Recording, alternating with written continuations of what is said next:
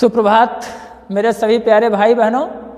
R K online academy के YouTube channel पर मैं राजकुमार यादव आप सभी लोगों का स्वागत करता हूं और आशा करता हूं कि आप लोग घर पर बहुत ही प्रसन्नचित्त तरीके से होंगे और जो हमारी ये व्यवस्था ऑनलाइन की चल रही है इस व्यवस्था से भी आप लोग काफ़ी योजनाओं का लाभ उठा सकेंगे। जो हमने इस योजना को लागू किया है कि हम लोग ऑनलाइन क्लास के द्वारा इस बार आप सभी लोगों को पूरा संपूर्ण क्लास देंगे, तो आप लोगों से आशा है हमारी कि आप लोग बहुत ही बेहतरीन तरीके से और सुदृढ़ तरीके से इसको पढ़ पा रहे होंगे, सीख पा रहे होंगे।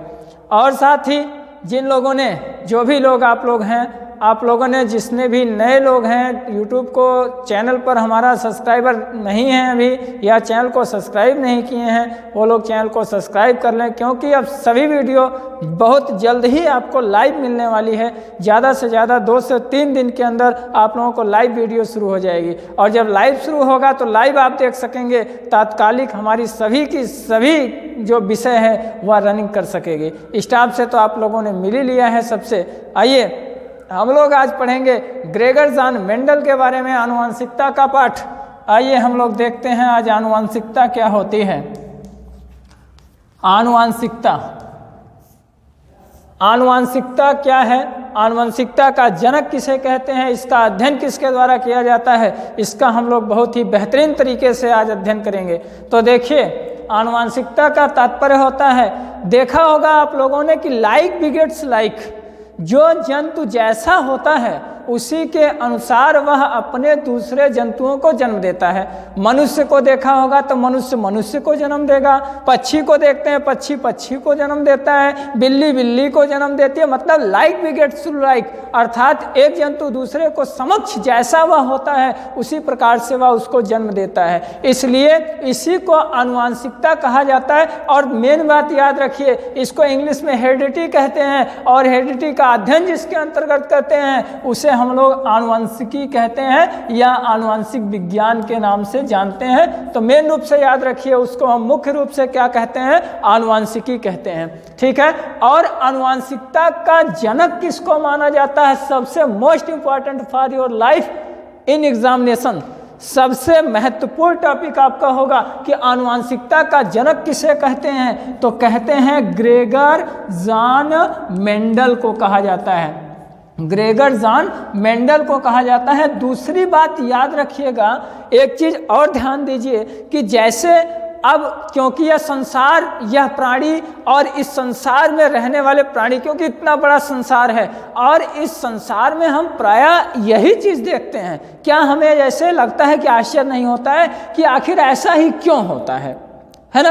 ऐसा ही क्यों होता है कि जो जैसा प्राणी है वैसे ही प्राणी को जन्म देता है। आखिर ऐसा क्यों होता है, इसके पीछे क्या रीजन है, क्या कारण है इसका? इसी कारण का अध्ययन करने के लिए एक धरती पर वीर वैज्ञानिक, वीर सबूत वैज्ञानिक हम इसको कहेंगे, जिसने इसकी नींव डाल दिया और उसका नाम क्या था, ग्रेगर जॉन मेंडल। और आपको हम बता दें कि ग्रेगर जॉन मेंडल जो थे बहुत अच्छे परिवार से नहीं थे, बहुत अच्छे परिवार से नहीं थे। और ये कहाँ के रहने वाले थे, तो ध्यान रखिएगा, ये ऑस्ट्रिया के रहने वाले थे। और ऑस्ट्रिया के किस स्थान के थे, तो ऑस्ट्रिया के ये ब्रून शहर के रहने वाले थे। कहाँ के, ब्रून शहर के। और उसी ब्रून शहर में रह करके ये जो थे ये गिरजा घर में पादरी का काम करते थे। ध्यान रखिएगा, कहाँ पर, गिरजा घर में पादरी का काम करते थे। जिस प्रकार से मंदिरों में हम लोग देखते हैं, मस्जिदों में देखते हैं, मंदिर में हम लोग देखते हैं कि जिस प्रकार से पुजारी होते हैं और मस्जिद में हम लोग देखते हैं कि वहाँ पर मुल्ला लोग होते हैं, उसी प्रकार से गिरजा घर में पादरी लोग रहते हैं। और पादरी बन करके कौन रहते थे, यह रहते थे ग्रेगर जॉन मेंडल। तो ग्रेगर जॉन मेंडल ऑस्ट्रिया शहर के ब्रून शहर के में रहते थे और वहीं पर गिरजा घर में किस रूप में काम करते थे, पादरी के रूप में काम करते थे। और यह पादरी के रूप में रह करके इन्होंने जब देखा कि आखिर ऐसा क्यों होता है, तो इसी पर इन्होंने अध्ययन करना प्रारंभ कर दिया। और अध्ययन किया तो अध्ययन करके उसी का नाम इन्होंने क्या दे दिया, आनुवंशिकता दिया। इन्होंने कहा कि ये जो लक्षण जाते हैं माता पिता से उनके संतानों में, जो लक्षण संचरित होते हैं या एक पीढ़ी से दूसरी पीढ़ी में जाते हैं, ये लक्षण जाने का एक मुख्य कारण है और वह कारण क्या है? आनुवांशिकता है। तो जो लक्षण जाता है उसको इन्होंने आनुवांशिक लक्षण कहा, तथा इस दर को पीढ़ी दर पीढ़ी बना रहना, इसी को इन्होंने क्या कह दिया? आनुवांशिकता कह दिया। ठीक है, जैसे सुनिएगा ध्यान से कि आनुवांशिक लक्षण और आनुवांशिकता दो चीज होती है। जो लक्षण पीढ़ी दर पीढ़ी बने रहते हैं, इन लक्षणों को आनुवांशिक लक्षण कहते हैं, तथा इन लक्षणों का पीढ़ी दर पीढ़ी, एक पीढ़ी से दूसरी पीढ़ी में जाना, यही क्या कहलाता है? आनुवांशिकता कहलाती है। दूसरी चीज ध्यान रखिएगा, कभी कभी आनुवांशिक भिन्नता हो जाती है। क्या हो जाता है? आनुवांशिक भिन्नता हो जाती है। और यह भिन्नता किस कारण होती है? अभी आप लोग ध्यान से सुनिए, इसको समझने का प्रयास कीजिए, फिर हम इसको यहीं पर नोट करवा देंगे। आप लोग परेशान मत होइए, जब मैं कहूँगा आप लोगों को नोट करने के लिए तो आप लोग कॉपी और पेन पर आराम से नोट कीजिएगा। अभी इसको समझिए बढ़िया से, एकदम बेहतरीन तरीके से इसको समझने का प्रयास कीजिए। तो उन्होंने क्या कहा कि आनुवांशिक कभी कभी क्या होते हैं? लक्षण माता पिता से अलग हो जाते हैं। कभी कभी आप लोगों ने देखा होगा कि माता पिता बहुत लंबे लंबे हैं, संतानें जो होती हैं बौनी हो जाती हैं। या कभी कभी देखे होंगे आपकी जो है माता पिता बहुत अच्छे पढ़े लिखे हैं, PhD डिग्री धारक हैं, या डॉक्टर हैं, इंजीनियर हैं, अच्छे डॉक्टर हैं, अच्छे वकील हैं, अच्छे जज हैं, है ना, लेकिन उनकी संतान जो होती है वह अनपढ़ निकल जाती है। या कभी कभी आपने देखा होगा कि बहुत एकदम माता पिता बिल्कुल अनपढ़ होते हैं, जिनको कुछ नहीं मालूम है, उनके माता पिता IAS PCS हो जाते, उनके बच्चे जो हैं वो IAS PCS हो जाते हैं, अच्छे डॉक्टर, इंजीनियर, सेना नायक या इत्यादि चीज़ें हो जाते हैं। ऐसा क्यों होता है? तो इसका भी अध्ययन इन्होंने किया और बताया कि कभी कभी क्या होती है? आनुवांशिक भिन्नता हो जाती है। और यह आनुवांशिक भिन्नता ध्यान रखिएगा 2 प्रकार से होती है। कौन कौन प्रकार से होती है? तो देखिएगा, आनुवांशिक भिन्नता 2 प्रकार से होती है। एक देखिए आनुवांशिक होती है, एक क्या होती है? आनुवांशिक भिन्नता होती है। और दूसरी भिन्नता जो होती है उसको हम लोग गैर आनुवांशिक भिन्नता के नाम से जानते हैं। गैर आनुवांशिक भिन्नता, ठीक है, गैर आनुवांशिक भिन्नता के नाम से क्या करते हैं? उसको जाना जाता है। अब देखिए आनुवांशिक भिन्नता क्या है? कभी कभी देखा जाता है कि माता पिता से लक्षण उनके संतानों के अलग हो जाते हैं, है ना। और कभी कभी हम लोग देखते हैं कि बच्चा जब जन्म लेता है तो वह बिल्कुल अपनी माता पिता की तरह से है। उसकी बोल चाल, भाषा, रहन सहन, पैर हाथ, सब कुछ कैसा है? अपनी माता पिता की तरह है। लेकिन बाद में उसमें लक्षण बदल जाता है। कैसे बदलता है? आइए उसको देखिए। तो कभी कभी क्या होता है, देखिए हमारे गुणसूत्रों में गड़बड़ी के कारण, ध्यान रखिएगा, किसकी गड़बड़ी कारण? गुणसूत्रों में गड़बड़ी के कारण, या इसके साथ साथ माता के खान पान के कारण, है ना। ध्यान रखिएगा, जब बच्चा गर्भ अवस्था में होता है तो ऐसी स्थिति में जो माता का खान पान होता है, वह माता का खान पान भी बच्चे के ऊपर बहुत बड़ा असर डालता है। क्योंकि उसी के माध्यम से बच्चे, क्योंकि आप सभी लोगों को हमने पढ़ाया है कि जब बालक गर्भ अवस्था में होता है तो नाभिनाल के माध्यम से वो सारी चीज़ें अपनी माता से ही प्राप्त करता है। और उस दौरान अगर माता उसमें सही पोषक तत्वों का सेवन नहीं करती है तो बालक के सभी अंगों का विकास सुचारू रूप से नहीं हो पाता है। तो स्वाभाविक है कि जब बालक का विकास सुचारू रूप से नहीं होगा तो उसके बच्चों में क्या हो जाएगी? भिन्नता हो जाएगी। तो मुख्य रूप से ध्यान रखिए, इसके कई बहुत सारे कारण हैं। मेन रूप से आप लोग यही याद कर लीजिए, जो लक्षण माता पिता से जन्म, माता पिता के आनुवांशिक लक्षणों से नहीं मिलती है, उसी को हम लोग आनुवांशिक भिन्नता कहते हैं। ठीक है, जो क्योंकि इसके देखिए बहुत सारे कारण, गुणसूत्रों का गड़बड़ हो जाना, माता का द्रव्य व्यसन का सेवन करना, या गलत इंजेक्शन का प्रयोग कर लेना, गर्भावस्था के दौरान ढेर सारी कमियां होती हैं। तो मूल रूप से आप लोग इसको जान लीजिए, है ना। आगे हम इसको विस्तृत तरीके से पढ़ाएंगे, अभी एक परिचय के रूप में आपको बता दे रहे हैं। हाँ, संतान भी देखिए कभी कभी क्या होती है, देखिए 3 प्रकार से हो जाती हैं।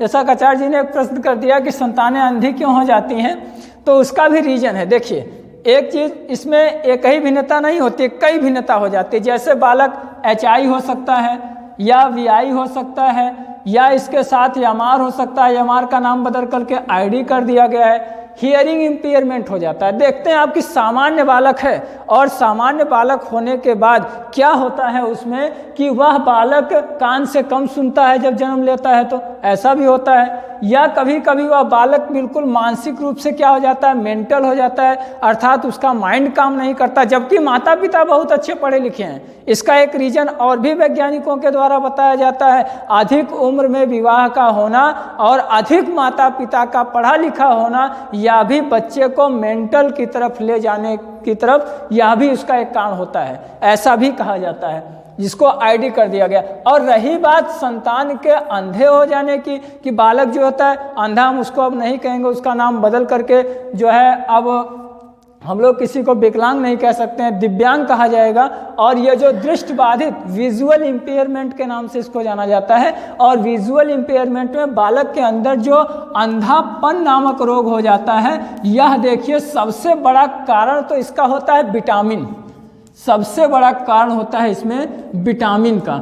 अगर हमने बताया आपको ना कि जो बालक जब गर्भावस्था में होता है तो इसको सभी पोषक तत्वों की आवश्यकता होती है।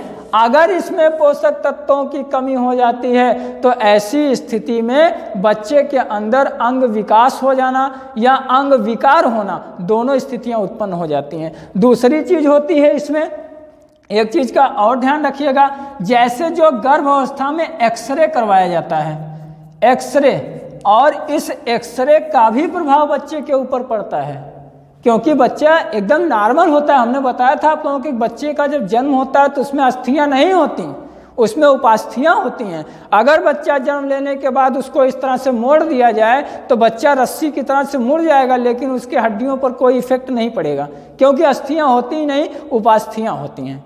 ठीक है, आशा करते हैं कि समझ में आ रहा होगा आप लोगों को। तो इस प्रकार से आगे हम लोग इसको बहुत ही ये सारी चीज़ें पढ़ेंगे आगे चल करके, अभी अगले वीडियो में आपको हम देंगे।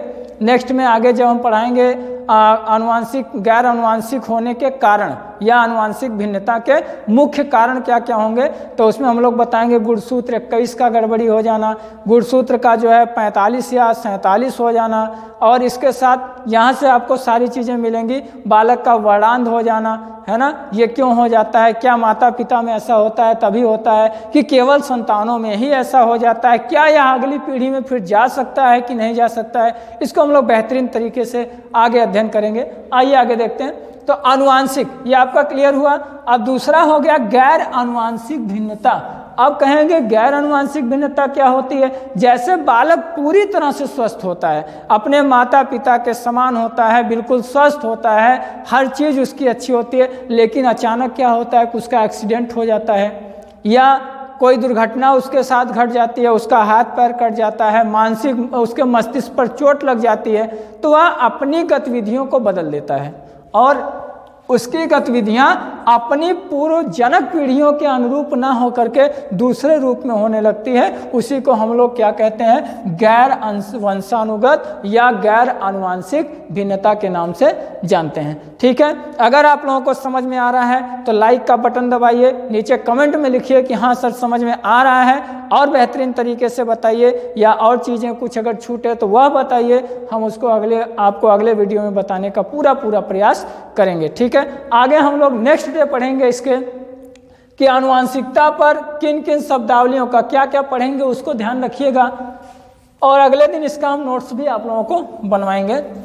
तो फिलहाल आगे देखिए हम लोग पढ़ेंगे क्या, आगे हम लोग इसमें अध्ययन करेंगे, आगे हम लोग पढ़ेंगे कि शब्दावली ग्रेगर जॉन मेंडल ने किन किन शब्दावलियों का प्रयोग किया। नेक्स्ट हम लोग पढ़ेंगे इन्होंने जो है कि मटर के पौधे पर ही अपना प्रयोग क्यों किया, या मटर के पौधे को चुनने का इनके पीछे क्या रीजन था। ठीक है, सामान्य रूप से तो हम लोग कहते हैं कि इसलिए मटर के पौधे को चुना क्योंकि यह बहुत कम समय में ही पुष्पित और फलित हो जाता है। ठीक है, लेकिन इसके और भी ढेर सारे कारण हैं, इन कारणों की चर्चा हम अगली कक्षा में करेंगे। इसके बाद ग्रेगर मेंडल ने जो नियम दिए, हम लोग सामान्यतः पढ़ते हैं कि ग्रेगर मेंडल ने 3 नियम दिया था, लेकिन वास्तविकता क्या है, अगले वीडियो में हम इसको बता देंगे आपको कि इन्होंने तीनों दिया था या इसमें और भी लोग शामिल थे। ठीक है, और ध्यान रखिएगा कि इनके 3 नियम जो प्रसिद्ध हैं, हालांकि मैं खुलकर नहीं कहूँगा कि इनके 3 नियम प्रसिद्ध हैं, लेकिन फिलहाल इतना जरूर बताऊँगा कि 3 नियम जो जाना जाता है वह नियम आपको हम बताएंगे। प्रभाविता का नियम, ठीक है, प्रभाविता का नियम। दूसरा हम चर्चा करेंगे पृथक्करण का नियम, और तीसरी हम लोग चर्चा करेंगे स्वतंत्र अपव्यून का नियम। स्वतंत्र अपव्यून का नियम। ठीक है भैया, नेक्स्ट डे हम लोग इसके बारे में चर्चा करेंगे। तब तक के लिए आप सभी लोगों को बहुत बहुत धन्यवाद, और आशा है कि आप लोगों को बहुत अच्छे तरीके से, बेहतरीन तरीके से समझ में आ रहा होगा। ठीक है, धन्यवाद। मैं फिर मिलता हूँ आपसे अगले। Okay, thank you.